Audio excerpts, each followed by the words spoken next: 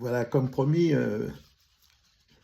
la grenouille et le rat de Jean de La Fontaine sur une idée d'Ésope. Hein. Ésope avait écrit cette fable dans les années 500 ou 600 avant Jésus-Christ. Il avait écrit d'une manière très sommaire. Et Jean de La Fontaine l'a développé et il en a fait un clip. Hein, voilà. Tel, comme dit Merlin, ceux qui pensent tromper autrui, souvent se trompent eux-mêmes. J'ai regret que ce mot soit trop vieux aujourd'hui, il m'a toujours semblé d'une énergie extrême.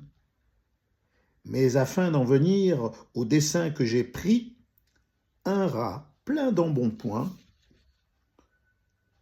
gras et des mieux nourris, et qui ne connaissait l'avant ni le carême,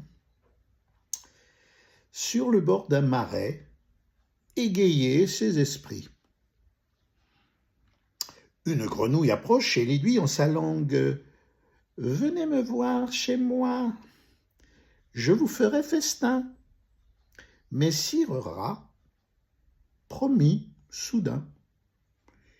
Il n'était pas besoin de plus longue harangue, elle allégua pourtant les délices du bain. La curiosité, le plaisir du voyage, sans rareté à voir le long du marécage.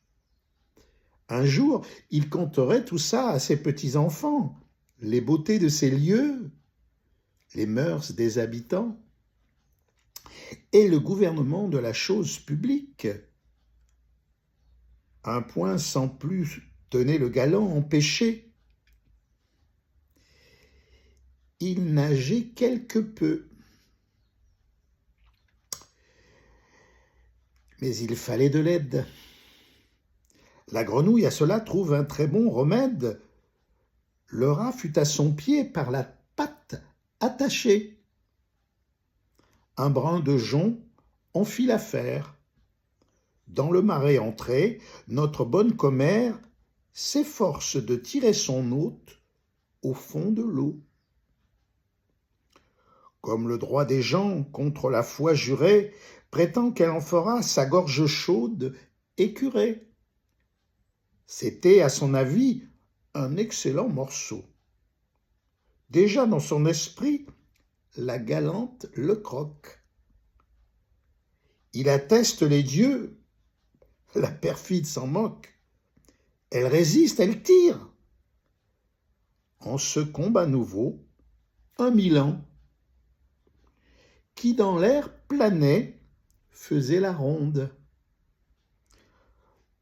Voit d'en haut le pauvret se débattant sur l'onde. Il fonce dessus, l'enlève, et par même moyen, la grenouille et le lien.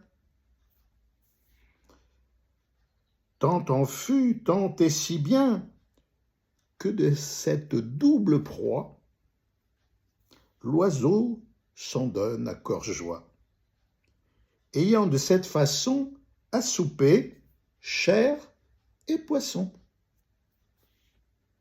Moralité, la ruse la mieux ourdie peut nuire à son inventeur, et si souvent la perfidie retourne sur son auteur.